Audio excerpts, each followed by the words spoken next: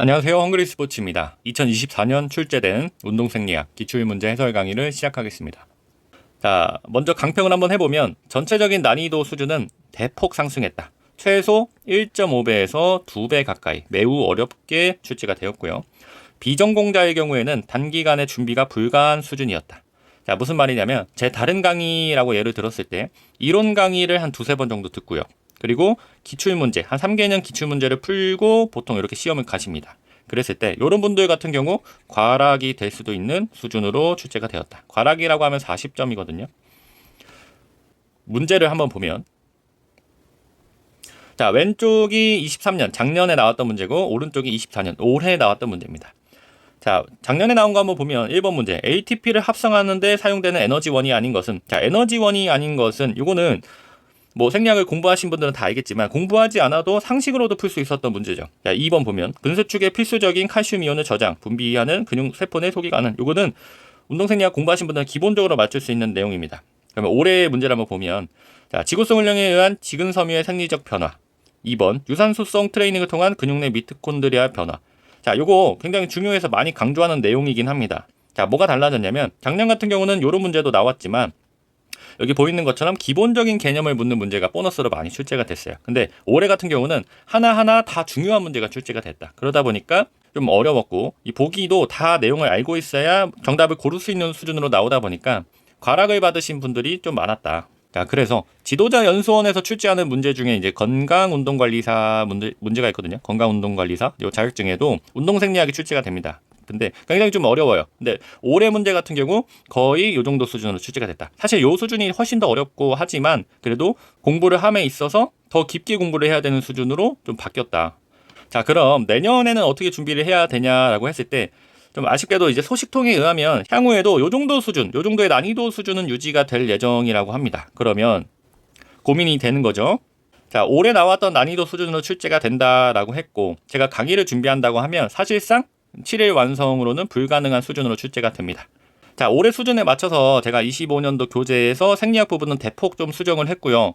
그림 자료도 좀 많이 넣고 설명도, 강의도 조금 더 자세하게 하려고는 하는데 그래도 이 정도 수준으로 나왔다라고 하면 7일 완성으로 공부를 했을 때 60점 맞기가 다소 좀 어려울 수가 있다. 그래서 내년 준비하시는 분들에게 말씀을 한번 드리면 자, 본인이 일단 비전공자이고 시간이 진짜 7일 완성, 7일밖에 없어요. 그러면 제 생각에는 운동생리학은 좀 어렵다라고 생각이 됩니다. 그래서 다른 과목을 공부를 하시는 게 좋고 그럼에도 강의는 이제 60점 맞을 수 있는 정도로 구성은 하겠지만 현실적으로는 좀 어렵다. 자, 여기서 한 가지 고민이 더 드는 게 보디빌딩 응시자입니다. 자, 보디빌딩 응시하시는 분들이 제일 많은데 특히 이분들은 필기 합격하면 이제 실기 구술에서 이 구술 파트에서 운동생리학이 많이 출제가 되거든요. 그래서 어차피 실기구술까지 합격을 해야 자격증이 나오기 때문에 이 미리 운동생리학을 공부하는 것이 좋다. 그리고 올해 추가된 게 이제 기능해부학이 추가됐어요. 이 구술 단계에서. 자, 요거는 생리학에 조금 더 역학적인 내용이 많이 나옵니다. 신체에 관련된 내용이나. 그래서 보디빌딩 응시하시는 분들에게 일단 기본적으로 생리학, 역학을 듣는 것을 추천을 드려요. 시험 보는 것을 추천을 드리는데 이때까지 드렸고 근데 나는 진짜 비전공자고 시간은 7일밖에 없다면 보디빌딩 응시자라도 추천을 안 드릴 것 같아요. 저는 추천을 드리지 않고 오히려 다른 과목으로 필기시험을 통과를 한 다음에 그 필기 끝난 날부터 생리학 역학을 시작을 해서 구술 준비하는 게 어떤가 그렇게 생각이 듭니다. 자, 한번 잘 고민을 해보시고요. 그래도 25년 강의는 60점 이상 맞을 수 있게 잘 만들어 보겠습니다. 그럼 저와 함께 1번 문제부터 천천히 알아보겠습니다.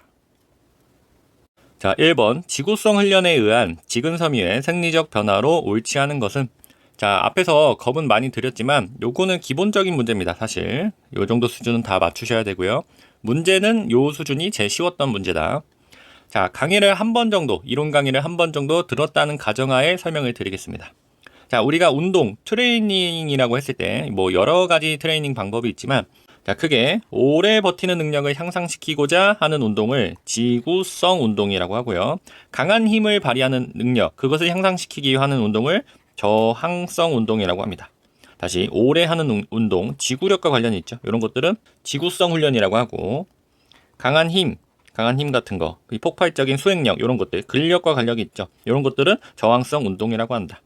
그때 각각의 운동의 에너지 사용 시스템에 따라서 지구성 운동은 많은 산소를 필요로 하기 때문에 유산소 운동이 대부분이고요. 거의 같은 말이라고 보시면 됩니다. 자, 저항성 운동은 비교적 산소를 사용하지 않는 형태, 그래서 무산소 운동이라고도 부릅니다. 자, 그랬을 때 여기까지 일단 나눌 수 있고, 자, 우리의 근육, 우리가 가지고 있는 근육은 뭐 이것도 여러 가지 형태가 있지만 근육의 형태와 기능에 따라서 지근과 속근으로 나눌 수가 있다. 자, 지근은 지구성의 지랑 같은 지예요. 그래서 오래 버티는 능력. 속근은 빠르다 할 때 속, 그래서 빠른 능력. 자, 지근은 붉다고 그랬죠. 그래서 적근이라고 하고, 속근은 비교적 하얗다고 했습니다. 그래서 백근이라고 했을 때, 지근은 유산소 운동에 유리하고요. 속근은 무산소 운동에 유리하게 발달해 있다. 자, 그래서 지구성 운동, 유산소 운동, 지근 이렇게, 그리고 무산소 운동, 속근 이렇게까지 한 번에 외우라고 말씀을 드렸어요. 자, 생리학에서는 이런 문제가 나옵니다. 첫 번째는 지구성 훈련을 했을 때 어떻게 몸이 변하는가, 또는 저항성 운동을 했을 때 어떻게 몸이 변하는가, 이렇게도 나눌 수가 있고, 또는 유산소 운동을 했을 때, 무산소 운동을 했을 때 이렇게 물어볼 수도 있습니다. 그럼 구분할 줄 알아야 되고, 이 근육과 함께 낼 수도 있어요. 근육의 발달 형태에 따라서 이렇게 나오면 이렇게 세트다, 이렇게 알고 가시면 됩니다. 자, 그러면 이 문제는 지구성 훈련에 의한 지근섬유의 생리적 변화이지만 사실은 지근섬유의 특징을 물어보는 문제였어요. 그러면 지근섬유의 특징이 아닌 것을 고르면 됐던 거고, 자, 뒤맨 뒤에 나오는 20번 문제랑 비슷합니다. 20번 문제는 속근섬유에 대한 문제고, 요 1번은 지근섬유에 대한 문제다. 자, 지근섬유의 특징 한번 보겠습니다. 첫 번째, 모세혈관의 밀도가 증가한다. 지근섬유 같은 경우 많은 산소를 공급을 할 수가 있죠. 왜? 모세혈관의 밀도가 촘촘하고 산화효소, 산화 능력이 발달해 있어서. 이거 맞고요. 자, 두 번째, 마이오글로빈의 함유량이 감소하는 게 아니라 증가합니다. 자, 지근섬유의 생리적 변화로는 증가하고요. 속근섬유에 비해 함유량이 많은 것이 되겠습니다. 마이오글로빈은 산소를 운반하는 물질이죠. 혈액 속에서 산소를 운반하는 것은 헤모글로빈이고, 근육, 조직 같은 데서 운반하는 게 요 마이오글로빈이 되겠습니다. 정답은 2번이 틀렸고요. 3번, 미토콘드리아의 수와 크기가 증가한다. 요 맞는 설명이죠. 유산소 운동을 하니까 당연히 유산소적인 능력, 그 중에서 유산소 대사가 일어나는 것은 미토콘드리아입니다. 그래서 그 수와 크기가 증가한다. 3번도 맞고요. 4번, 절대 운동 강도에서의 젖산 농도 감소. 자, 이것도 맞는 내용이죠. 자, 절대 운동 강도라는 것은 변하지 않는 운동 강도입니다. 자, 생리적 변화를 확인을 하는데 이 사람한테 뭐 두 번째 검사에서 숨이 찰 만큼 뛰어보세요 라고 하면은 이 운동 강도가 바뀌죠. 그렇게 하면은 변화를 정확하게 측정할 수 없기 때문에 특정한 운동 강도로 해보세요 라고 말을 합니다. 그러면 예전과 달리 어떻게 변화했는가 그거를 측정할 수가 있다. 뭐 이런 거죠. 어떠한 속도로 10분간 달려보세요. 이런 식으로 정확한 딱 기준치를 주는 것. 주로 에너지 소비량을 사용을 하는데 이런 식으로 변하지 않는 강도라고 보시면 되고, 그때 젖산의 농도가 감소한다. 자, 유산소 능력이 활성화되면 될수록 젖산으로 축적되지 않고 산화적 인산화 과정으로 넘어가게 되죠. 그러면 젖산의 농도는 감소하게 된다. 4번도 맞는 보기. 정답은 2번이었고요. 이렇게 지구성 유산소 지근섬유, 저항성 무산소 속근섬유 이렇게 세트로 알고 가시면 되겠습니다. 2번으로 넘어가겠습니다. 2번, 유산소성 트레이닝을 통한 근육 내 미토콘드리아 변화와 관련된 설명으로 옳지 않은 것은, 자, 이거는 사실 1번 문제랑 거의 동일합니다. 아까 설명드렸듯이 유산소성 트레이닝은 다른 말로 지구성 훈련이라고 말씀드렸어요. 그랬을 때 1번 문제 같은 경우는 요 지구성 훈련, 유산소 훈련이 그 에너지 대사적인 측면에서 어떠한 변화를 일으키는가 물어봤다면, 2번 문제는 근육과 관련해서, 이제 골격근이죠. 골격근과 관련해서 어떠한 변화를 일으키는가. 사실 이제 같은 문제라고 보시면 됩니다. 나오는 내용도 거의 비슷하고요. 자, 한번 보면 1번, 근원섬유 사이의 미토콘드리아 밀도가 증가하더라. 이거 아까 어디서 봤죠? 앞에서. 여기죠. 똑같죠. 모세혈관의 밀도가 증가했다. 이거 맞는 설명이었죠. 당연히 2번 문제도 미토콘드리아의 밀도가 증가하더라. 다만 뭐가 달라진 거예요? 근육 내에 근원섬유 사이에 이것만 포함된 거지 같은 내용이다. 자, 두 번째 보겠습니다. 근육 내 젖산과 수소이온의 생성이 감소된다. 이것도 앞에 있습니다. 한번 보면 네 번째 있죠. 절대 운동 강도에서의 젖산 농도 감소. 거의 같은 말인 거예요. 같은 말인데 대사적으로 볼 거냐 근육과 관련해서 볼 거냐. 다시 2번으로 와서, 자, 세 번째, 손상된 미토콘드리아 분해 및 제거율 감소. 자, 이런 게 나와서 올해가 좀 어려워졌어요. 기존에 나오지 않았던 설명들. 자, 우리가 세포라고 하는 거는 손상도 되고요. 어느 순간이 되면은 파괴되기도 합니다. 그러면 계속 세포는 다시 생겨나고 그것을 반복을 해요. 그랬을 때 세포 내에서도 이 손상된 미토콘드리아 같은 경우에 대해서 분해를 하거나 제거를 하는 게 계속 반복이 됩니다. 그때 우리가 이렇게 운동을 하거나 특히 이 유산소성 트레이닝을 하면은 여기 미토콘드리아를 분해하고 제거를 하는 능력이 좋아져요. 그거를 운동생리학에서는 미토콘드리아 회전율이라고 합니다. 회전율. 그래서 손상된 세포는 분해되거나 제거되고 다시 또 건강한 세포를 만들고, 이 과정을 미토콘드리아의 회전율이라고 하는데, 이런 트레이닝을 통하면 이 회전율이 증가하더라.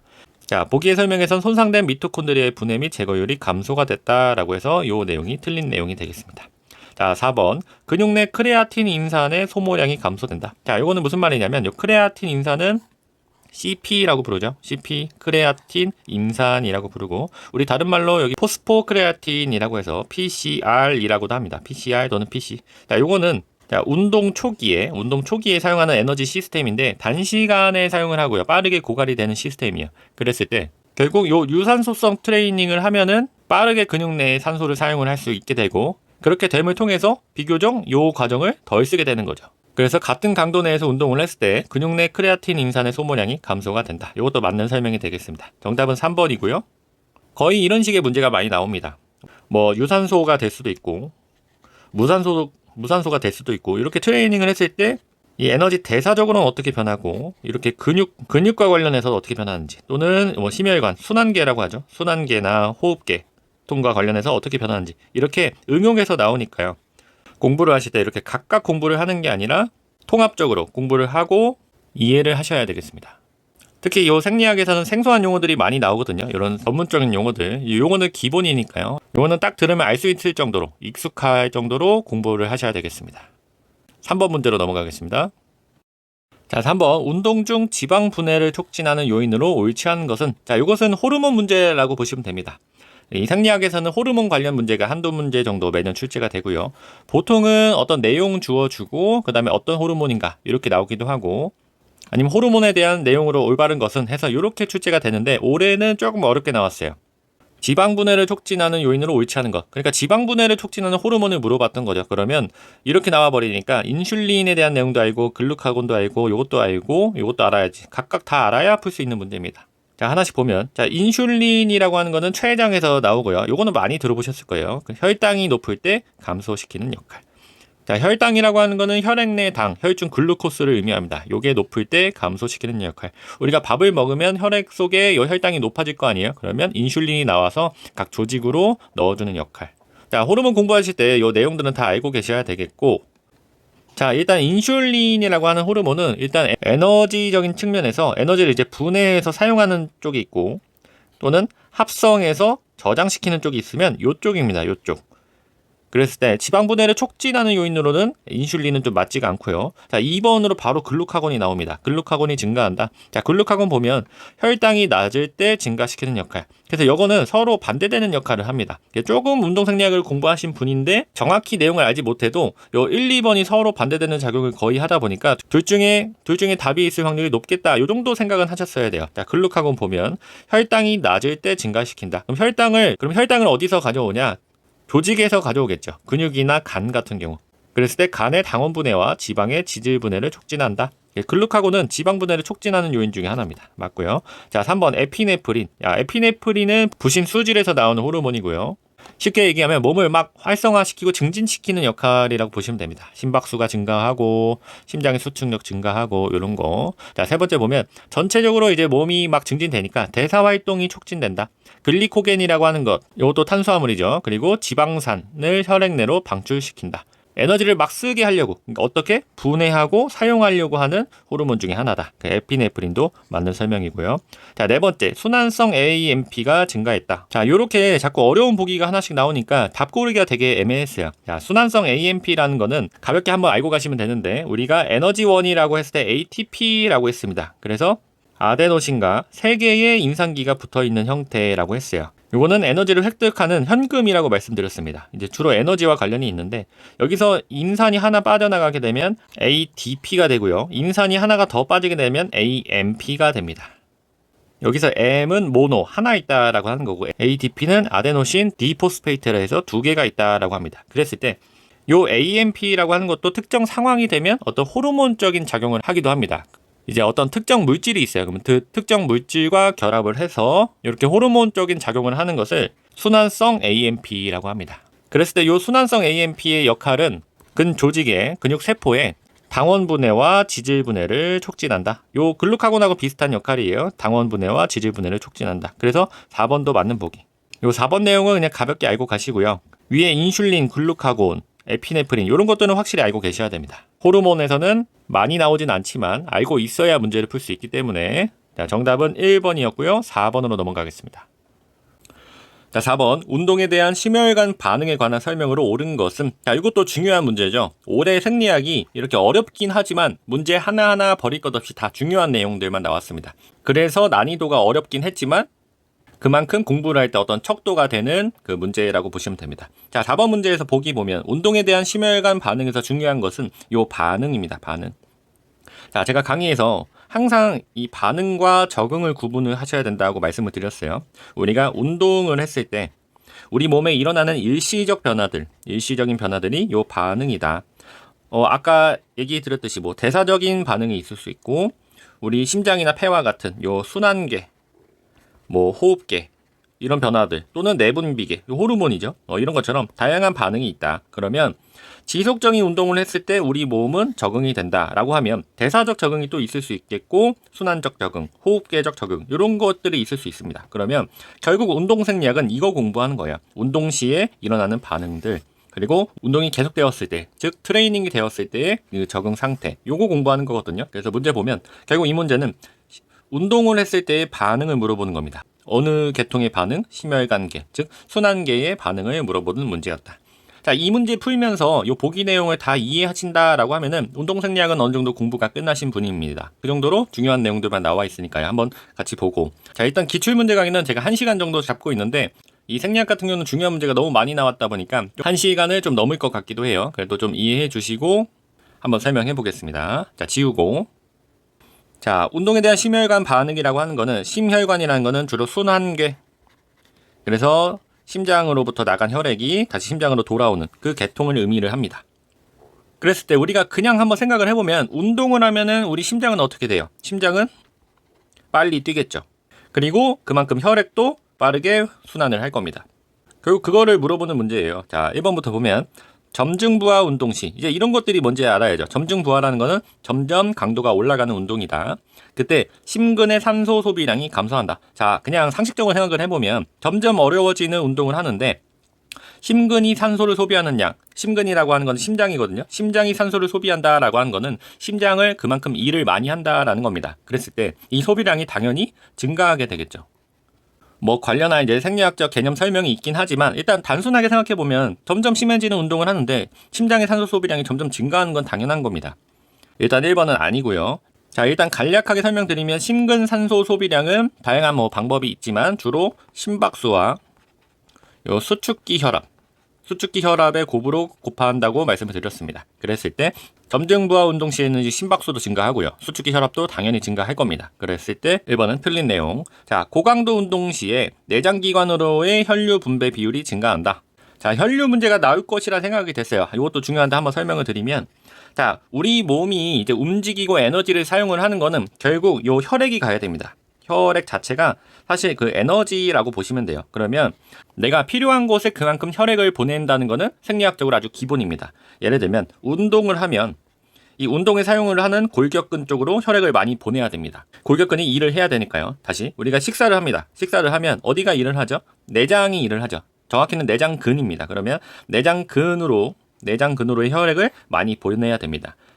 그때 이러한 작용을 하는 게 이제 뒤에 문제로 나오는데 주로 이제 교감신경 그리고 부교감신경의 활성도에 따라 크게 영향을 줍니다. 자, 요거는 신경적인 내용이고요. 뒤에는 호르몬 쪽으로서 이 아드레날린 수용체 해가지고 알파 수용체와 베타 수용체 그 내용이 나오거든요. 그거는 거기서 설명을 드리고 결국 혈액은 에너지다. 그러면 그 상황에 필요한 곳에 혈액을 보내야 되고 몸은 자동적으로 신경적인 호르몬적인 작용을 한다. 그랬을 때 2번 보면 고강도 운동 시에는 당연히 필요한 근육으로의 혈류가 증가하겠죠. 내장기관으로의 혈류 분배 비율이 증가하진 않을 겁니다. 2번도 당연히 틀린 내용이 되겠고 자, 3번 보면 일정한 부하의 장시간 운동 시 시간 경과에 따른 심박수의 감소. 자, 일정한 부하라도 장시간 운동을 하면 그만큼 많은 에너지 소모를 하고 에너지원도 많이 고갈이 될 겁니다. 그러면 그것에 반응해서 우리의 심박수도 더 증가한다. 이것도 읽으면서 생각하면 좀 당연한 내용이죠. 3번 더 틀린 내용. 자, 4번 보겠습니다. 고강도 운동 시에 활동근의 세동맥 확장을 통한 혈류량이 증가한다. 이게 맞는 내용이 되겠습니다. 아까 아래에서 운동 시에는 해당하는 활동근으로의 혈관의 확장을 시켜서 혈류량을 증가시킨다. 이게 맞는 설명이 되겠고요. 정답은 4번입니다.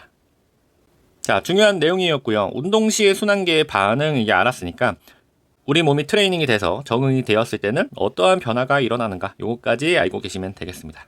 되게 중요한 문제였고요. 정답은 4번입니다. 5번으로 가겠습니다. 자, 5번. 보기에 기역 니은에 들어갈 용어가 바르게 나열된 것은 자, 조금 너무 어렵지 않나? 걱정이 되셨는지 이걸 설명하는 문제가 하나 나왔죠. 바로 자, 심근산소 소비량 알려줄게. 자, 심장의 부담을 나타내는 거야. 자, 이거는 심박수와 이것의 곱으로 산출을 하는 거야. 친절하게 알려주시죠. 자, 1회 박출량과 수축기 혈압 중에 아까 수축기 혈압이라고 말씀을 드렸습니다. 자, 심박수와 1회 박출량의 곱은 요거는 우리 알고 있죠? 심박출량이 되겠습니다. 1분 동안 심장으로부터 박출되는 혈액량이다. 자, 두 번째 보면 자, 산소 섭취량이 동일한 운동 시 자, 요거 앞에서 말씀드렸죠. 산소 섭취량이 동일한 운동, 다른 말로 절대 강도의 운동. 절대 강도의 운동에서 다리 운동과 팔 운동이 다리 운동이 팔 운동에 비해 심근 산소 소비량이 더 어떻게 나타난다. 높게 나타나거나 낮게 나타나거나. 자, 요거는 한번 설명을 드리면 자, 다시 요걸 한번 설명을 드릴게요. 우리 몸이 있고 가운데 이제 심장이 있습니다. 자, 보기의 설명에서 심근산소 소비량이라고 하는 거는 다시 말해 심장의 부담이라고 나와 있죠. 심장의 부담이다. 다시 말하면 힘이 든다. 심장에 힘이 든다라고 보시면 됩니다. 그러면 심장에 힘이 드는 상황을 찾아보면 첫 번째는 심장이 한번 이제 수축하는 그 심장이 한번 스트로크를 할 때 힘들 거 아니에요? 그 경우가 있고 두 번째는 이제 심장이 혈액을 보내려고 할 때 이 혈관이 가지고 있는 저항 이제 수축기 혈압이죠. 수축기 혈압도 영향을 준다. 자, 심장이 혈액을 이렇게 보내려고 하는데 여기에 저항이 너무 높아서 그만큼 더 세게 보내야 돼요. 그러면 혈압이 높아지죠. 그런 것들 우리가 이제 고혈압이라고 부릅니다.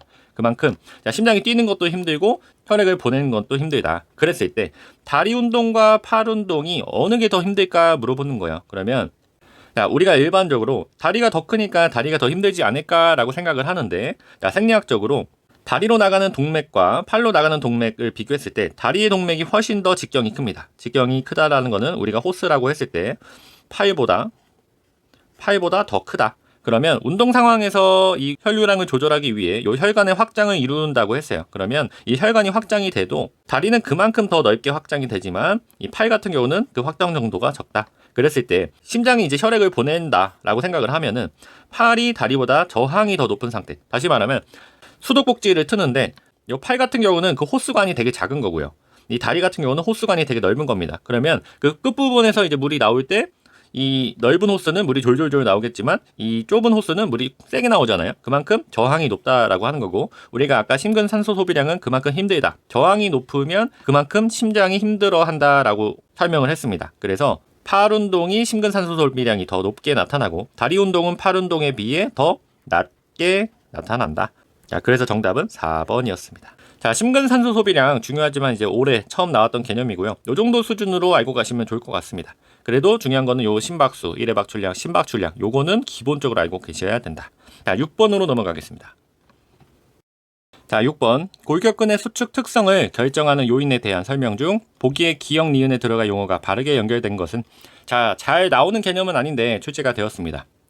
자, 한번 설명을 드리면 자, 우리가 근력이라고 하는 것을 연구를 하잖아요. 근력이라고 하는 거는 근육이 내는 힘인데 자, 그러면 근력이 얼마나 효율적으로 발휘할 수 있는가 이것도 연구를 하고 싶을 겁니다.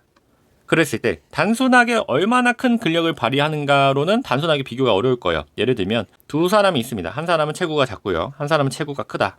근데 이 두 사람이 같은 근력을 발휘한다라고 하면은 뭔가 다른 어떤 게 있잖아요. 자, 다른 예를 들면 뭐 이번엔 체구가 다 같은 사람이 있는데 어떤 사람은 근력을 오래 발휘하고 어떤 사람은 짧게 발휘하더라. 또는 어떤 사람은 같은 그 근력, 과제를 굉장히 빨리 완수하더라. 자, 근력의 효율성이라고 했을 때 그 측정 척도가 여러 가지가 있을 수 있겠다라고 생각을 하는 거죠. 그랬을 때 사용되는 개념 중에 하나입니다. 자, 특이 장력은 뭐냐면 근섬유 하나에 걸려있는 장력이라고 보시면 돼요. 자, 다시 쉽게 말하면 하나의 근섬유가 낼 수 있는 힘을 의미합니다. 우리가 하나의 근섬유의 힘을 측정하기 어렵잖아요. 왜냐하면 근섬유는 다 수많은 근섬유로 이제 연결되어 있기 때문에 그러면 결국 요 면적으로 구할 수밖에 없다. 자, 다시 요 근육, 하나의 근육이 발휘하는 힘, 이 근력이라고 하면은 그 근력을 요 단위 면적으로 나누는 힘을 구했을 때 요 특이장력을 구할 수가 있다. 그래서 기억을 보면, 자, 특이장력은 근력을 그 해당하는 면적, 근횡단 면적으로 나눴을 때 구할 수 있다가 되겠고요. 자, 근파워라고 하는 거는 힘을 얼마나 빠른 속도로 낼 수 있냐를 의미합니다. 같은 힘을 발휘해도 어떤 사람은 빠르게 수행을 할 수가 있고 어떤 사람은 느리게 수행을 한다면 빠르게 수행하는 사람이 더 효율적이다라고 볼 수 있겠죠. 그 개념이 되겠고, 요 니은은 수축 속도가 되겠습니다. 그래서 정답은 기억 니은 해서 1번이 되겠습니다. 자, 수축과 관련된 여러 가지 요인들, 이런 거 한번 읽어보고 가시면 될 것 같습니다. 자, 7번 문제로 넘어가겠습니다. 자, 7번. 보기에 기억에서 디귿에 들어갈 용어가 바르게 나열된 것은, 자, 고유수용기, 감각수용기 문제가 출제가 되었습니다. 자, 23년도에 제가 금방추 요거 설명드리면서 나올 것 같습니다 라고 했고, 요거 정확하게 출제가 되었고요. 관련해서 24년도 강의를 하면서 금방추 심화된 문제나 골직원 기간 요거 나올 것 같습니다 라고 말씀을 드렸는데, 비교적 쉽게 출제가 되었습니다. 각각의 수용기와 대표적인 기능의 역할, 요 정도는 맞추셨을 것 같고, 야, 뒤에 나오는 8번이 조금 어려웠습니다. 자, 금방추는 근육이 늘어나는 것을 감지해서 늘어나지 않도록 하는 역할을 한다고 했어요. 그래서 골격근의 내부에 위치하고 근육의 길이를 감지하고, 너무 늘어나면 근육이 찢어질 수 있기 때문에 다시 반사적으로 수축을 촉발을 한다. 자, 위치 한번 체크해 주시고, 자, 어떤 정보를 전달한다? 근육의 길이의 정보를 전달한다. 자, 골직원 기관은 근육이 너무 큰 장력이 걸렸을 때 이 수축을 억제하는 역할을 한다라고 했습니다. 그래서 이 장력을 느껴야 되기 때문에 요 근육의 끝부분, 힘줄이라고 하죠. 또는 건이라고 하는 부분에 위치해 있고 근육에 걸리는 과도한 장력 정보를 전달한다. 자, 근육 대사량과 힘 생성량에서 요 힘 생성량, 장력이 되겠죠. 장력. 자, 근육의 화학 수용기는 근육 내에 위치하고 있고 어떤 조직 주변에 산소나 이산화탄소, 수소 이온 농도 이런 것들을 감지해서 정보를 전달하는 역할을 합니다. 자, 이런 것들을 근육의 대사량 이렇게 보시면 되고요. 정답은 4번이었다. 자, 금방추 골직원 기관 자주 출제될 수 있는 내용입니다. 잘 알고 가시고요. 8번 가겠습니다. 자, 7번보다 8번이 좀 어려웠죠. 그림은 도피 반사와 교차 신전 반사를 나타낸 것이다. 자, 이에 관한 설명으로 옳지 않은 것은, 자, 어려워 보이는데 결국 7번하고 8번은 이 척수 반사를 의미합니다. 척수 반사. 우리가 어떠한 자극이 들어오면 이 자극이 그 신경 경로를 통해서 대뇌로 전달이 되고 대뇌에서 다시 각 조직이나 어떤 근육으로 정보를 전달합니다. 이렇게 뇌 쪽으로 들어오는 정보를 구심성 정보라고 하고요. 뇌에서 나가는 정보를 원심성 정보라고 한다. 이 척수 반사는 이러한 자극이 대뇌까지 가지 않고 척수 수준에서 반응을 하는 것을 의미해요. 그럼 그만큼 더 급박하게 반응을 해야 되거나 또는 대뇌까지 갈 필요가 없는 수준이다. 그랬을 때 이 도피 반사와 교차 신전 반사는 빠르게 반응을 해야 되는 반사라고 보시면 됩니다. 자, 도피 반사는요, 회피 반사라고 부르고, 자, 교차 신전 반사는 교차 신근 반사라고도 부릅니다. 자, 그림에서 요 앞쪽에 찔리는 모습이 있죠. 요게 도피 반사가 됩니다. 앞쪽에 찔렸으니까 빠르게 회피를 해야 되겠죠. 그것을 의미를 하고, 자, 빠르게 회피를 하려면 결국 요 근육을 잡아 당겨야 되겠죠. 즉 굴곡을 시키게 되고, 척수에서는 순간적으로 이 굴곡시키는 것에 대해서 반사적 활동으로서 반대쪽에 있는 분절에 신전 자극을 줍니다. 그래서 안정적으로 지탱할 수 있게, 한쪽에는 빠르게 피할 수 있게 굴곡 자극을 주고 한쪽에는 신전 자극을 주고 동시적으로 하는 거죠. 그게 요 도피 반사와 교차 신전 반사가 되겠습니다.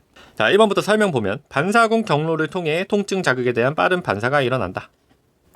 자, 이렇게 반응이 일어나는 그런 경로, 요것을 반사궁 또는 반사활이라고 부르고요. 자, 여기에서는 통증 자극이 대뇌까지 가지 않고 척수 수준에서 빠르게 처리가 되고요. 맞는 설명이고. 자, 2번. 통증 수용기로부터 여기죠. 여기 활동 전이가 발생하여 척수로 전달된다. 자, 결국 이 정보가 전달이 되려면 이 분국이 일어나야 됩니다. 분국이 일어난다는 것은 활동 전이가 발생한다. 이것도 맞는 설명이고요. 신체 균형을 유지하기 위해 반대편 대퇴의 굴곡구 수축이 억제된다.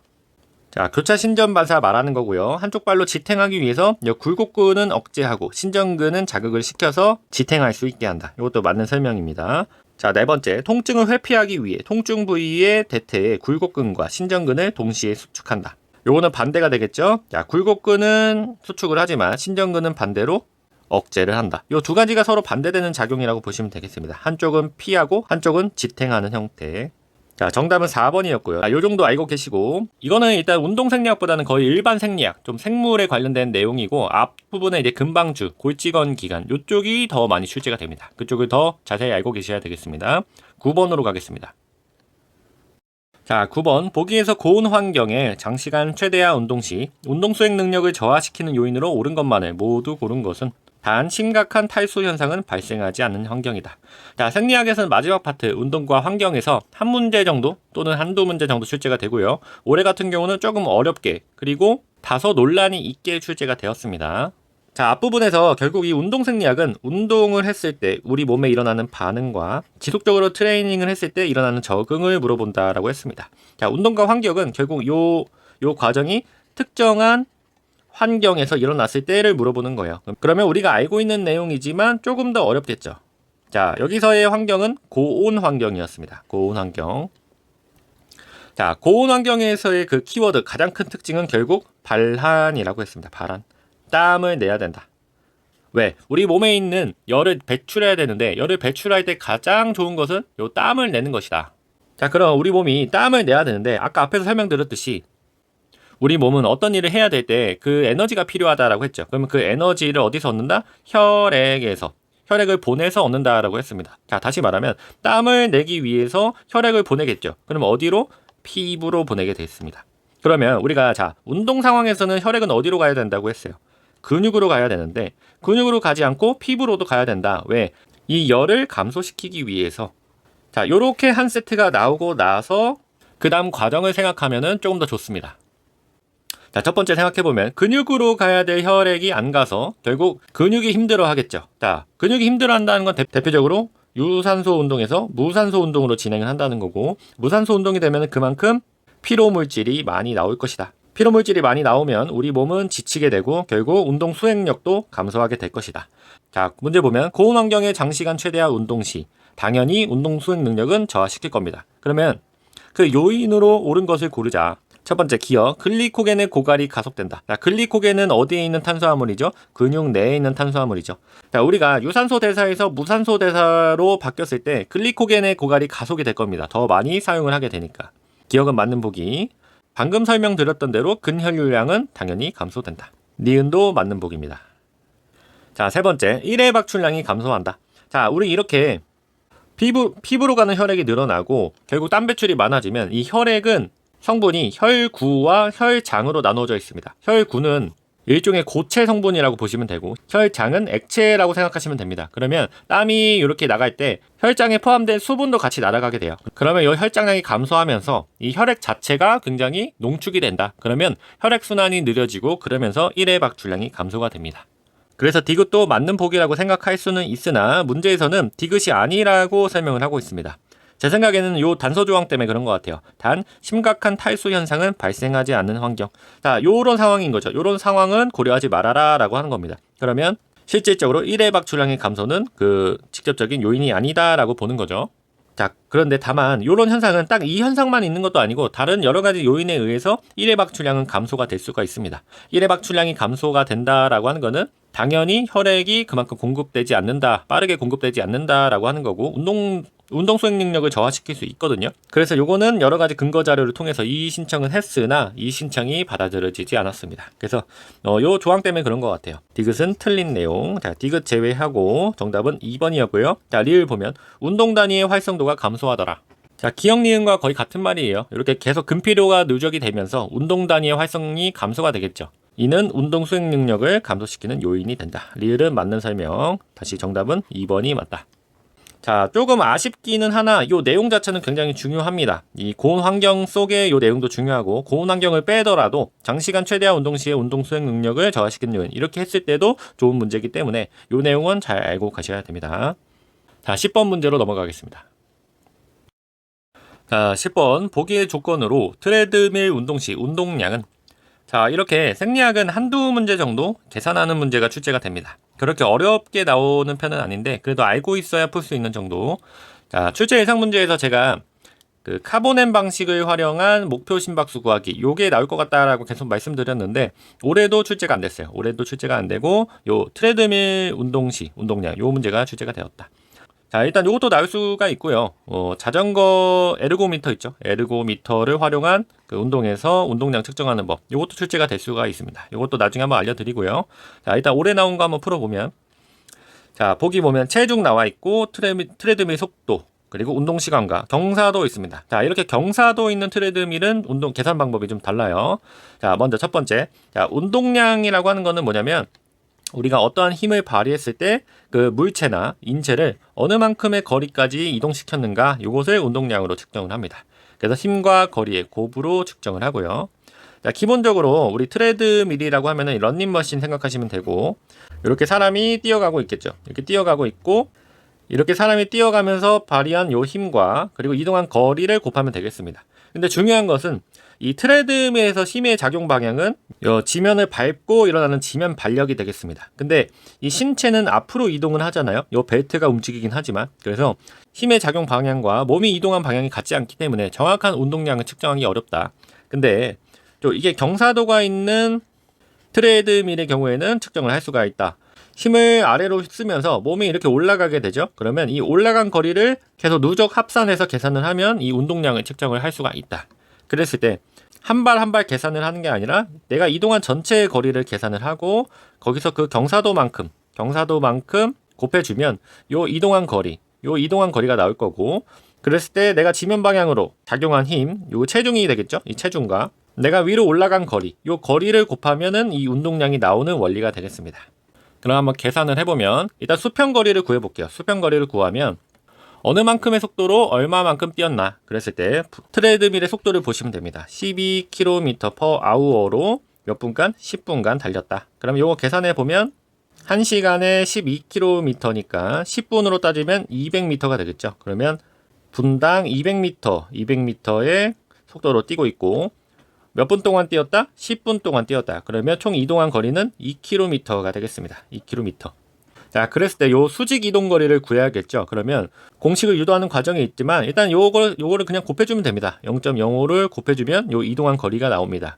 그랬을 때 2km, 2000m에 0.05를 곱하면 요거는 100m가 나오고요.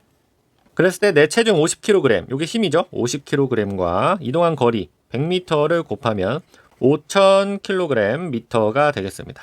요거 운동량을 표현하는 다른 방식으로 표현하면 kpm으로 표시할 수 있고요. 다시 말하면 5000kpm. 정답은 3번이 되겠습니다.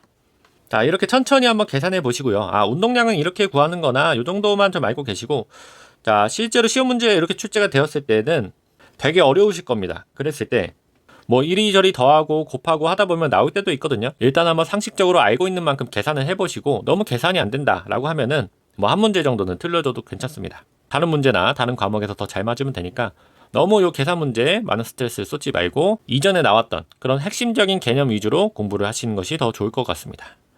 자, 11번으로 가겠습니다. 자, 11번 에너지 대사 과정과 속도 조절 효소의 연결이 옳지 않은 것은.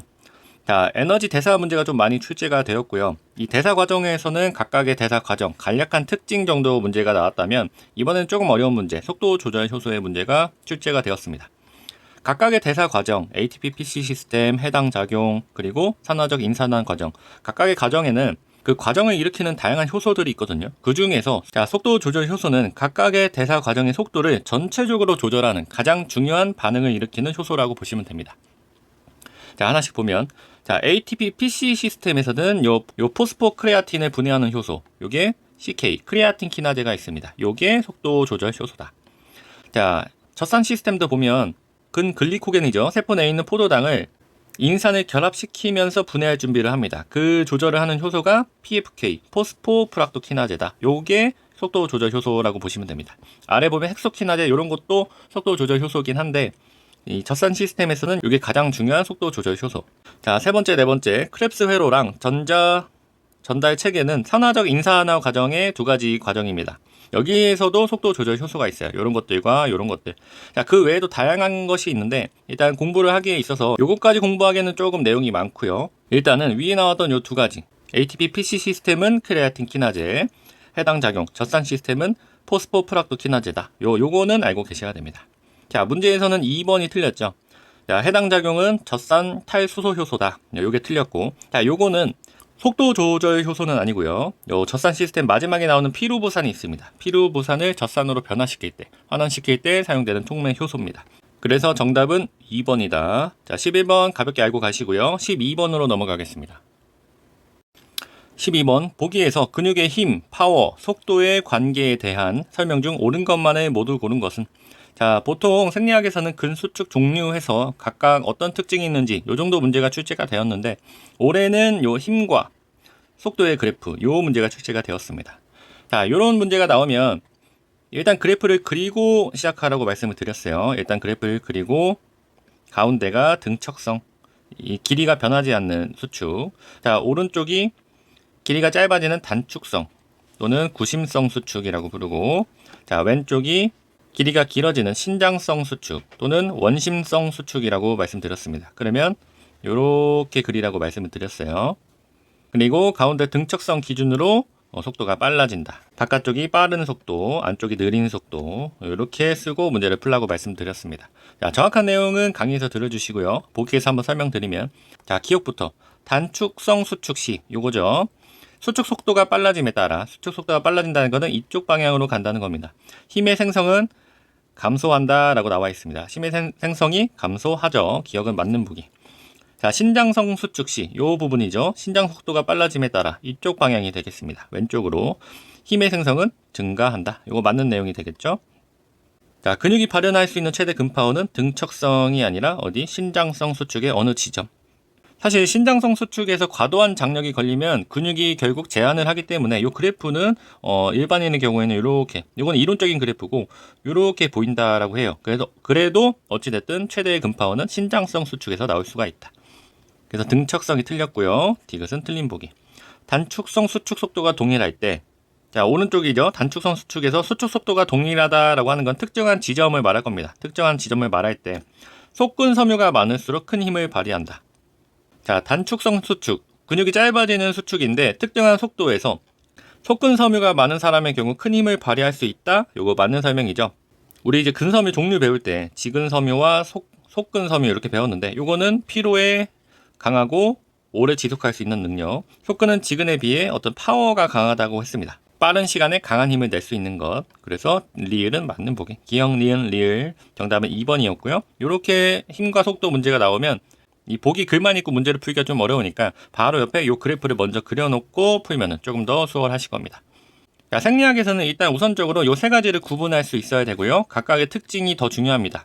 자, 지금 나온 이 힘과 속도 그래프는 가끔씩 이 보기 수준으로 나올 수가 있어요. 그래서 이 내용도 좀 잘 알고 계셔야 됩니다. 자, 정답은 2번, 13번으로 넘어가겠습니다. 자, 13번 카테콜라민에 대한 설명으로 옳지 않은 것은? 자, 호르몬 문제가 나왔고요. 역시나 어렵게 쉽지 않게 출제가 되었다. 자, 카테콜라민이라고 하는 거는 비슷한 작용을 하는 여러 가지 호르몬들을 통틀어 일컫는 말이 되겠습니다.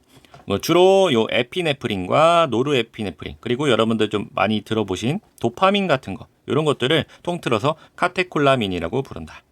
자, 이러한 물질들은 어디에서 주로 이제 분비가 되냐면 부신의 수질에서 분비가 됩니다. 부신이라고 하는 곳에는 이 수질, 안쪽과 피질, 겉이 있으면 안쪽에서 주로 분비가 되고요. 어떠한 작용을 하는지 보면 첫 번째는 교감신경의 자극을 받아서 분비가 된다. 이런 것들 이제 카테콜라민 호르몬이라고 부르고, 이런 것들이 대부분이다. 자, 앞에서 설명드렸듯이 대사활동을 활성화시키고 몸을 증진시키는 대표적인 호르몬이라고 했어요. 그래서 심박수가 증가되고 심장 수축력, 혈압 이런 것들. 자, 근혈관 확장 및 내장혈관이 수축된다. 요거 별표 쳐주시고 이따가 다시 설명하겠습니다. 자, 세 번째 앞에서 봤죠. 대사활동을 촉진한다. 이런 것들. 자, 문제 보면서 한번 풀면 첫 번째, 부신 피질에서 분비가 된다. 부신 피질이 아니라 어디서? 주로 부신 수질에서 분비가 된다. 그래서 1번은 옳지 않은 내용이고요. 자, 이 문제는 처음에는 3번이 정답으로 나왔다가 틀린 내용으로 이의 신청이 돼서 중복 정답으로 인정이 되었습니다. 자, 1번도 일단 틀린 내용. 자, 2번 보겠습니다. 교감신경의 말단에서 분비가 된다. 자, 이러이러한 이 호르몬들은 이런 기관에서 분비가 돼서 혈액 속으로 이동을 하기도 하지만 이 신경섬유에서 이렇게 분비가 돼서 작용을 하기도 합니다. 자, 우리 신경섬유 배웠을 때 교감신경과 부교감신경 있다고 말씀드렸고요. 각각의 신경은 한 번에 작용하는 게 아니라 중간에 한 번 떨어져 있다. 요거를 신경절이라고 말씀드렸습니다. 부교감 신경도 마찬가지로 이런 게 있고요. 그랬을 때 요 신경이 전달될 수 있게 하는 다양한 물질들, 그 신경 전달 물질이 요런 것들이 있다. 그랬을 때 교감 신경과 부교감 신경은 분비되는 게 조금 다르다. 자, 교감 신경 같은 경우 요 부분, 신경절 이전 부분에서는 어떤 게 나오냐면 아세틸콜린이 나옵니다. 아세틸콜린이 나오고요. 신경절 이후 요 말단에서는 노르에피네프린이 주로 나온다. 노르에피네프린이 주로 나와서 이런 것들이 신경 전달을 하는 데 있어서 그 물질로서 작용을 하고요. 자, 부교감 신경은 둘 다 이 아세틸콜린이 나옵니다. 아세틸콜린. 자, 그래서 2번 보면 교감신경의 말단에서 분비가 된다. 교감신경 말단에서 분비가 되는 거는 노르에피네프린. 이것도 카테콜라민의 일종이죠. 요거는 맞는 설명이었고. 자, 3번하고 4번은 한 번에 설명드리겠습니다. 자, 오른쪽 보면 이러이러한 호르몬들, 카테콜라민과 관련된 호르몬들은 근혈관하고 내장혈관을 확장시키거나 수축하더라. 그럼 이 기전에 대해서 물어보는 문제였어요. 요 3번하고 4번은. 자, 이러한 호르몬들이 방출이 되면 각 기관으로 가서 어떠한 작용을 하게 될 겁니다. 작용. 그러면 이 작용을 일으키는 과정을 한번 살펴보면 각 기관에는 호르몬과 결합할 수 있는 수용체가 있어요. 수용체. 호르몬은 결국 이 수용체랑 만나서 작용을 해야 되는데 크게 알파 수용체와 베타 수용체로 나눌 수가 있다. 알파 수용체 같은 경우는 이 혈관을 주로 수축시키고요. 베타 수용체 같은 경우는 혈관을 확장시키는 그 역할을 합니다. 그러면 각각의 기관에서 어떤 수용체가 더 많은지에 따라서 그 역할이 달라지는데, 자, 내장기관 같은 경우, 내장근으로 가는 혈류 같은 경우는 요 알파 수용체가 많고요. 이 골격근 같은 경우는 요 베타 수용체가 많습니다. 그리고 추가적으로 기관지 같은 경우에도 요 베타 수용체가 좀 많고요. 그리고 베타 수용체와 결합을 했을 때 심박수도 증가시키는 역할을 한다. 이런 거는 조금 지엽적이긴 한데, 알파 수용체 같은 경우도 인슐린 분비를 감소시키는 그런 역할도 있습니다. 이런 것까지 알긴 좀 어려운데, 일단 일반적으로 이 알파 수용체는 혈관을 수축시키고, 베타 수용체는 혈관을 확장시키며, 내장기관, 골격근, 요거까지만 조금 알고 계시면 좋을 것 같습니다. 자, 3번 보면 알파 1 수용체. 자, 알파 수용체도 두 가지가 있어요. 알파 1과 알파 2가 있는데, 알파 1에 대해서 알파 1 수용체와 결합 시에는 기관지가 수축한다가 아니라 혈관을 수축시킨다. 또는 내장으로 가는 혈관을 수축시킨다. 이렇게 나와야 맞습니다. 3번은 틀린 내용. 그래서 3번도 중복 정답. 자, 베타 수용체 결합 시에는 심박수도 증가시킨다. 요 내용이 되겠고요. 이거는 맞는 설명이고, 일단 일반적으로 베타 수용체와 결합을 하면 혈관이 확장된다. 요거까지는 외우고 계셔야 됩니다. 자, 조금 다소 어려웠던 호르몬 문제였고요. 정답은 1번, 3번 중복 정답. 14번으로 넘어가겠습니다. 자, 14번 보기의 에너지 대사 과정에 관한 설명 중 옳은 것만을 모두 고른 것은. 자, 강의에서 이제 조금 어렵게 나오다 보니까 요 세부적인 과정 나올 수 있겠다라고 말씀드렸습니다. 그래서 요 정도는 대비를 했을 거다. 자, 기억부터 보겠습니다.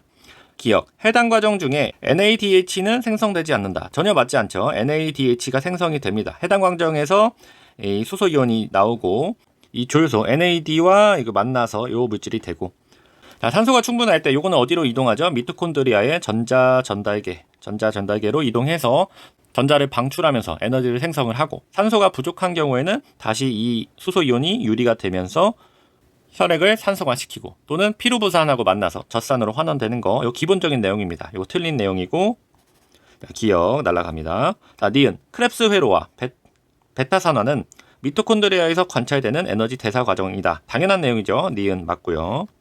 자, 디귿 보겠습니다. 포도당 한 분자에 해당 과정의 최종 산물은 ATP 2개의 분자와 피루부산염 2개의 분자이다.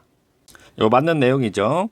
자, 투자 단계와 그 생성 단계에 있다라고 했습니다. 이 ATP를 투자해서 4ATP를 얻게 되고 총 2개의 ATP를 얻고, 최종 산물로서 이 피루부산염 2개의 분자를 얻게 된다. 이것도 맞는 보기고요. 자, 리을. 낮은 운동 강도로 VO2 max 40%로 30분 이상 운동 시에 점진적으로 호흡 교환율이 감소가 되고 지방 대사의 비중이 높아진다. 자, 낮은 운동 강도, 요 정도 강도에는 계속 유산소 대사를 활용한 에너지 시스템을 사용을 하고 있습니다. 그때도 처음에는 탄수화물 위주의 대사를 하고요. 점점 이것이 고갈이 되면서 에너지 어떤 보상 차원에서 지방 대사로서 지방을 활용한 유산소 대사로서의 전환이 이루어진다. 그 경우에 이산화탄소 배출량이 좀 감소가 되고요. 그로 인해서 호흡기환율이 감소하고 지방 대사 비중이 높아지게 됩니다. 리을도 맞는 설명이었고요. 정답은 4번. 단 요 리을 같은 경우는 낮은 운동 강도에서만 가능합니다. 높은 운동 강도에서는 요 에너지 공급을 유산소로만 사용을 할 수 없기 때문에 무산소 대사에 의존을 하게 되고 그러면서 탄수화물의 저장량이 고갈되는 현상이 일어납니다. 그래서 리을 같은 상황에서는 낮은 운동 강도, 비교적 유산소로 에너지 공급이 가능한 수준, 가벼운 운동에서만 가능한 내용이 되겠습니다. 자, 14번 잘 알고 가시고요. 15번으로 가겠습니다. 자, 15번. 요 문제는 전공서에 아예 표로 그대로 나와 있는 내용입니다. 자, 호르몬 문제였고요. 운동 중 혈중 포도당 농도를 유지하기 위한 호르몬에 대한 설명을 옳지 않은 것은, 이것도 사실 각각의 호르몬에 대한 그 기능들, 특징 알고 있으면 풀 수 있는 문제였고요. 한번 보면 성장 호르몬, 간에서 포도당 신생 합성을 증가시킨다. 자, 성장 호르몬 설명 중에 혈장 포도당을 비축하는 역할이 있다고 했습니다. 왜? 우리가 성장하려면 그만한 영양소가 필요하겠고, 그러다 보니까 포도당이 조직으로 안 들어가게 인슐린을 억제하고 또 조직에서는 지방을 대신 사용하는 역할을 한다라고 말씀을 드렸어요. 자, 요것도 맞는 내용이고, 자, 코티졸 중성지방으로부터 유리지방산으로 분해를 촉진한다. 자, 코티졸 부신 피질에서 나오는 호르몬이고요. 마찬가지로 지방을 좀 많이 사용하고 지방하고 단백질을 좀 더 사용하면서 간에서 포도당 신생 합성 과정을 증가시키는 역할을 하는 호르몬. 자, 코티졸 중성지방으로부터 유리지방산으로의 분해를 촉진한다. 이것도 맞는 설명이고요. 자, 3번 노르에피네프린 골격근 조직 내에 유리지방산 산화를 억제한다. 자, 유리지방산을 쓰는 것을 억제한다는 것은 다시 말해 다른 거를 쓰겠다라는 말이잖아요. 지금 포도당 대신 쓸 게 필요한데 여기서 지방산의 산화를 억제하는 게 아니라 지방산 산화를 더 활성화시켜야 되겠죠. 자, 노르에피네프린 보면 부신 수질에서 분비되는 호르몬, 유리지방산의 동원을 촉진하는 역할을 한다. 자, 3번이 틀린 내용이었고요. 4번 에피네프린. 자, 간에서의 글리코겐 분해 및 촉진, 조직의 혈중 포도당 사용을 억제해서 포도당 농도를 유지하고자 한다. 자, 4번도 맞는 설명이었습니다. 자, 올해 요 뒤에 나오는 16번 문제도 호르몬인 것 같은데, 올해 호르몬 문제가 전체적으로 어렵긴 했는데 공부하기엔 또 좋아요. 진짜 올해 생리학 문제가 어렵긴 했지만 다 중요한 내용이다. 그래서 공부하기에는 괜찮다. 요것을 어떻게 좀 공부를 하는 그 기준으로 가지고 가기에는 아주 좋았던 연도의 문제라고 생각이 됩니다. 자, 16번으로 넘어가겠습니다. 자, 16번 운동 중 수분과 전해질 균형에 관한 설명으로 옳은 것만을 모두 고른 것은, 자, 이것도 중요한 내용, 좋은 내용이었습니다. 함께 보면, 자, 우리가 운동 상황에서 이 운동이 계속되면 수분 손실이 일어납니다. 특히 이 땀이 분비되면서 우리 몸에서 수분 손실이 일어나는 건 크게 두 가지예요. 땀이 나거나 소변을 보거나. 그때 이제 땀이 분비가 많이 되면서 이 수분 손실이 일어나게 된다. 그때 이 수분 손실만 일어나는 게 아니라 여러 가지 전해질도 있거든요. 뭐 예를 들면 나트륨 이온과 같이 이런 것들도 같이 빠져나가게 된다. 자, 뭐가 문제가 되냐면 과도한 수분 손실이 되었을 때는 우리 몸은 탈수가 일어나게 될 것이고, 요 나트륨 이온 같은 경우는 특히 혈압이나 이 신경 전달 과정에서 중요한 역할을 합니다. 그러면 이런 부분에서 문제가 발생한다. 그렇게 됐을 때 우리 몸은 수분과 이런 전해질, 이것을 다시 보유하려고 하는 현상이 일어나고 그것에 관련된 호르몬들이 있다. 자, 오른쪽 보면 그 대표적으로 항이뇨 호르몬과 알도스테론 이렇게 볼 수가 있겠습니다. 자, 항이뇨 호르몬부터 보면 뇌하수체 후엽에서 나오고요. 말 그대로 항이뇨 호르몬, 이뇨가 되지 않게, 소변을 보지 않게 한다는 것. 어떻게? 신장에 작용하여 인체의 수분 보유를 증가시키고자 하는 호르몬이다. 자, 여기서 수분과 관련이 있고요. 아래 보면 알도스테론 나옵니다. 자, 어디서 나오냐? 부신의 피질에서 분비가 되고요. 부신의 피질에는 크게 알도스테론과 코티졸 이렇게 볼 수가 있습니다. 알도스테론 같은 경우는 신체의 전해질 균형과 관련이 있다 그래서 전해질 코르티코이드라고 부르고요. 코티졸은 신체의 당과 관련이 있다 그래서 당질 코르티코이드라고 부릅니다. 자, 이 호르몬들 중에 가장 큰 역할을 하는 호르몬이다. 자, 알도스테론은 전해질 코르티코이드, 전해질의 균형과 관련이 있고요. 이것도 마찬가지로 신장에 가서, 콩팥에 가서 나트륨 이온을 재흡수를 하고 이것을 통해서 탈수 현상을 방지한다. 자, 이제 보기 보겠습니다. 자, 기억. 장시간의 중강도 운동 시에 혈장량과 알도스테론 분비는 감소한다. 자, 장시간의 중강도 운동 시에 혈장량은 감소하죠. 당연히 이 땀 분비와 같은 수분 손실이 일어나면서 혈장량은 감소하고, 자, 알도스테론은 분비는 감소하지 않고 증가하게 됩니다. 전해질 손실에 대항하여 알도스테론의 분비는 증가하게 된다. 자, 니은 땀 분비로 인한 혈장량 감소는 뇌하수체 후엽에 항이뇨 호르몬 분비를 유도한다. 요 내용이 되겠죠? 요거 맞는 보기. 자, 디귿 충분한 섭취 없이 장시간 운동 시 체내 수분 재흡수를 위해 레닌, 안지오텐신 2 호르몬이 분비된다. 자, 요거 배표 주시고요. 요게 새로 나온 내용이었습니다. 자, 레닌이라고 하는 거는 신장에서 나오는 호르몬 중에 하나인데, 요것도 이런 과정을 통해서 수분이나 전해질 같은 체액량을 보존하는 데 역할을 합니다. 자, 레닌이 나오면 다양한 중간작용을 하고 결국 마지막에 요 안지오텐신2 호르몬이 만들어지게 되는데, 요게 요 알도스테론을 분비를 자극하게 됩니다. 그럼 결국 요 레닌이라고 하는 거는 이 수분과 전해질을 재흡수하는데 영향을 미치는 호르몬이다. 이것도 맞는 설명이고요. 자, 리을 운동에 의한 땀 분비는 수분 상실을 초래하죠. 그랬을 때 혈중 삼투질 농도를 감소시킨다. 삼투질 농도는 말 그대로 그 농도라고 보시면 됩니다. 수분이 상실이 되면 그 안에 반대로 농도가 상승하게 되겠죠. 혈중 삼투질 농도를 증가시키게 된다. 정답은 니은과 디귿 3번이 되겠습니다. 이렇게 호르몬에서 수분과 전해질 균형과 관련된 내용은 다시 출제가 될 수 있습니다. 이 정도 잘 알고 가셔야 되겠습니다. 17번으로 가겠습니다. 자, 17번 표는 참가자의 폐 환기 검사 결과이다. 보기에서 옳은 것만을 모두 고른 것은, 자, 폐 환기량 계산하는 문제가 출제가 되었습니다. 그렇게 어렵진 않았는데 한번 같이 보면, 자, 참가자는 이렇게 3명이 있고요. 각각의 1회 호흡량이 나와 있습니다. 1회 호흡량이라는 거는, 자, 우리가 한번 들이마시고 내쉬는 그 양을 의미합니다. 그랬을 때 주는 375, 민재는 500, 다영은 750ml. 그러면 각각 호흡량이 다르구나 이렇게 체크를 할 수가 있고요. 두 번째, 호흡률 보겠습니다. 분당 몇 회를 하는가 라고 했을 때, 자, 1분당 주는 20번의 호흡을 하고요. 자, 민재는 15번, 다영은 10번. 이렇게 봤을 때 주는 얕은 숨을 조금 자주 쉬는 상황이고, 그에 비해 다영은 깊은 숨을 조금 더 적게. 분당 10번이라고 하는 거는 1회 호흡하는데 6초 정도, 그러니까 들이마시고 내쉬는 게 6초 정도 걸린다라고 보시면 됩니다. 그러면 요 두 가지를 곱하면 분당 환기량, 분당 얼마나 환기가 되는지를 알 수 있습니다. 계산해보면 375에 20을 곱하면 7,500이 되고요. 민재는 500에 15를 곱하면 요것도 7,500. 다영도 마찬가지로 7,500. 아, 그러면 3명당 분당 환기량은 같구나. 그러면 자, 이 문제에서는 요 사각량이 무엇인지 알고 있어야 쉽게 풀 수 있었는데, 요것을 몰라도 뭔가 요게 의미가 있으니까 넣어놨을 거다. 이리저리 계산해보면서 이것도 맞추신 분들이 꽤 있긴 있어요. 사각량이라는 건 뭐냐면 쉽게 말하면 들이마시고 내쉬지만 실제적으로 가스 교환이 이루어지지 않는 양을 의미합니다. 자, 우리 몸으로 따지면 이렇게 코가 있고요. 이렇게 공기가 이렇게 기도를 따라서 이동하고 폐가 있을 거고요. 폐에는 이 가스 교환이 이루어지는 폐포가 있을 겁니다. 그랬을 때 우리가 들이마신 공기가 모두 이 폐포에 가서 가스 교환이 이루어지는 것은 아니다. 즉, 이 코에서부터 요 기관지까지 요 공간 같은 경우는 가스 교환에 관여하지 않는다라고 해서 사강이라고 부르고요. 여기에 포함된 공기의 양을 사각량이라고 합니다. 자, 사람마다 이 사각량은 똑같습니다. 150ml로 똑같게 되고요. 자, 그랬을 때 폐포 환기량은 뭐냐면 요 사각량을 제외하고 실제적으로 요 폐포 수준에서 가스 교환이 이루어지는 양을 말합니다. 그러면 왼쪽에 1의 호흡량에서 사각량을 뺀 다음에 호흡률을 곱하면 그게 폐포 환기량이 되겠습니다. 실제적으로 가스 교환이 이루어지는 것. 자, 보면 계산해 보면 375에서 150을 빼면요 225가 되고 여기에 20을 곱하면 되겠습니다.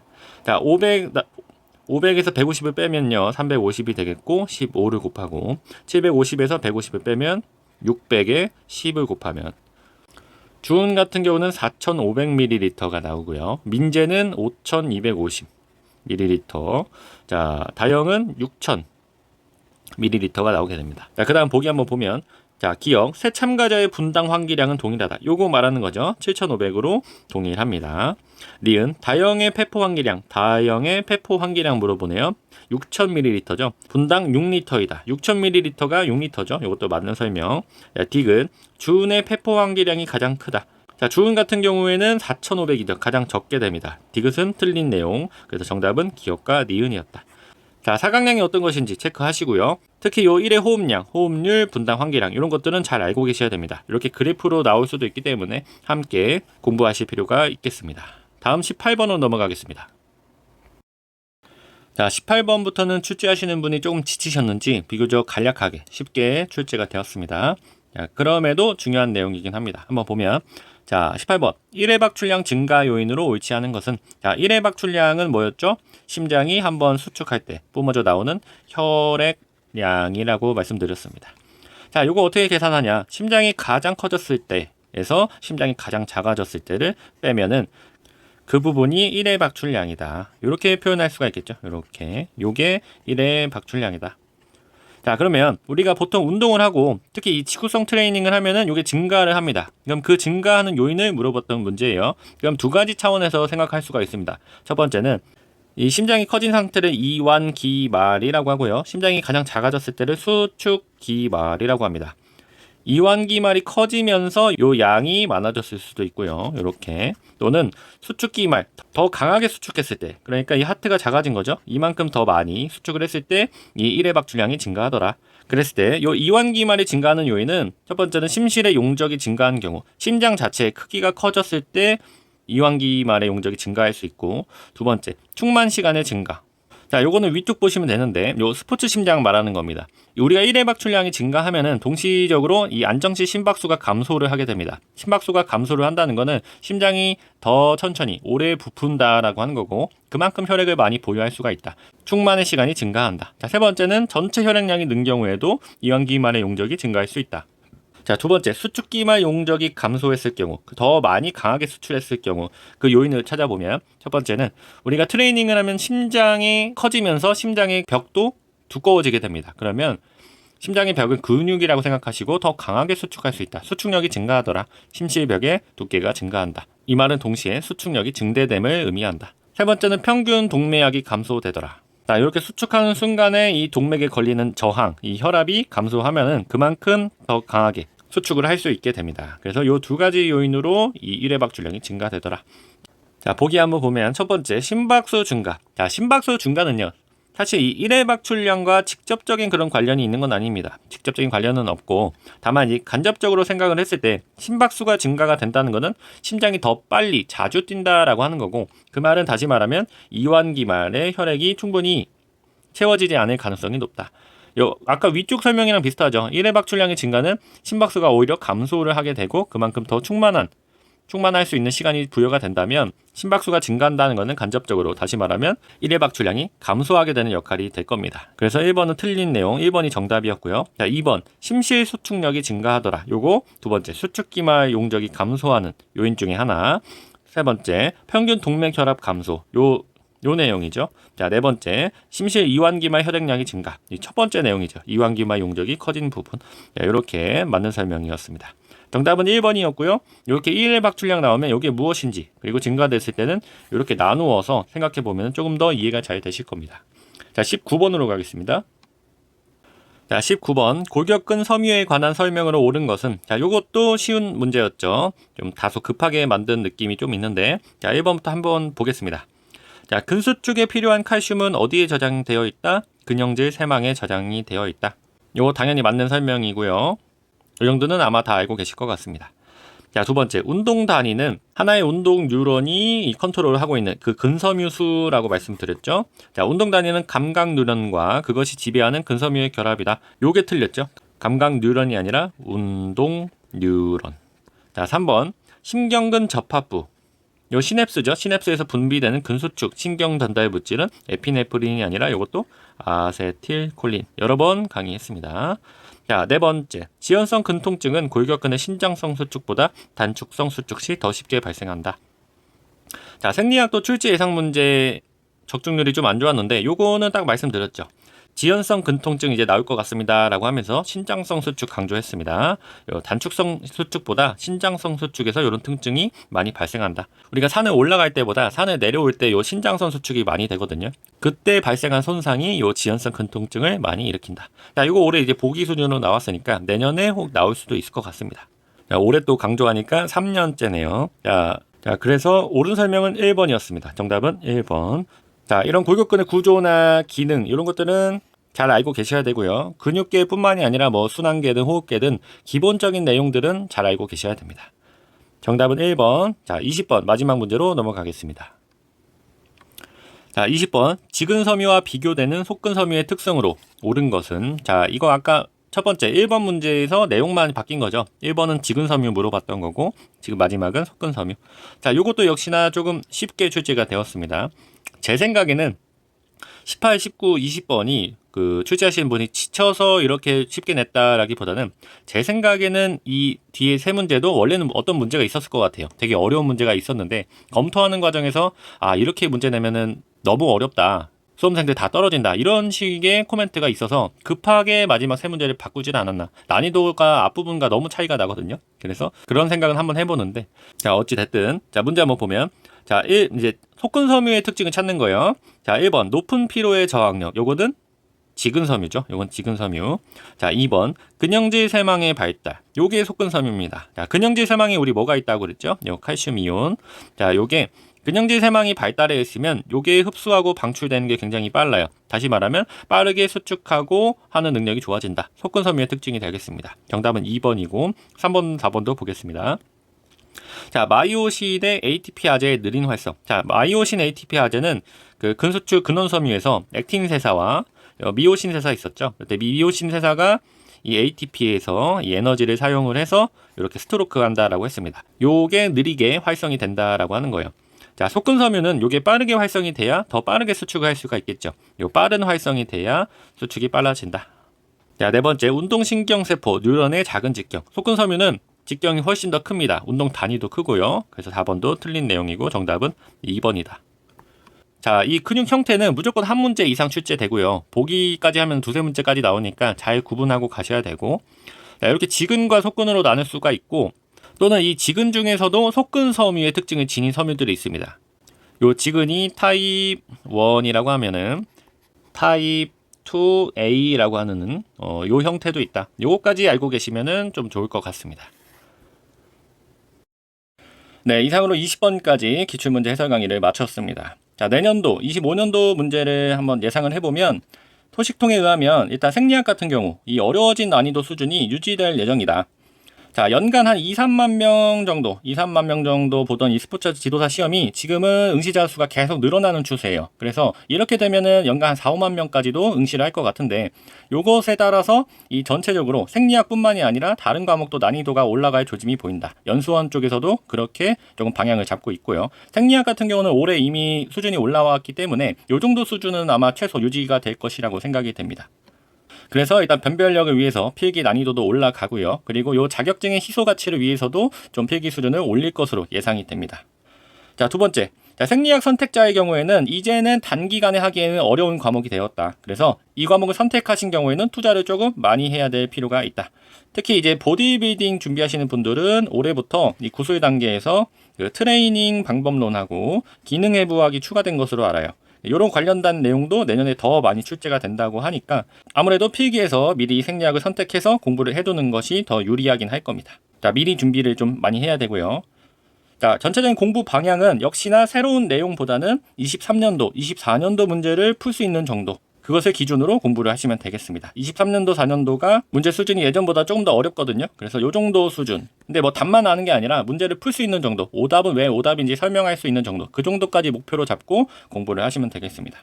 자, 임용이나 건강운동관리사에서 나왔던 문제들, 뭐 근피로의 원인, 지연성 근통증, 목표 심박수, 뭐 가중 있었죠? 시간적 가중, 공간적 가중, 이런 거 출제 예상 문제에서 다뤄드렸는데 이것도 나올 수가 있다. 자, 강의에서 한번 곁들여서 설명을 드리고요. 자세한 내용은 이것도 출제 예상 문제에서 한번 더 다뤄드리도록 하겠습니다. 자, 생리학은 시간이 조금 오버된 것 같습니다. 긴 시간 강의 들어주셔서 감사드리고요. 꼭 잘 준비하시길 바라겠습니다. 감사합니다.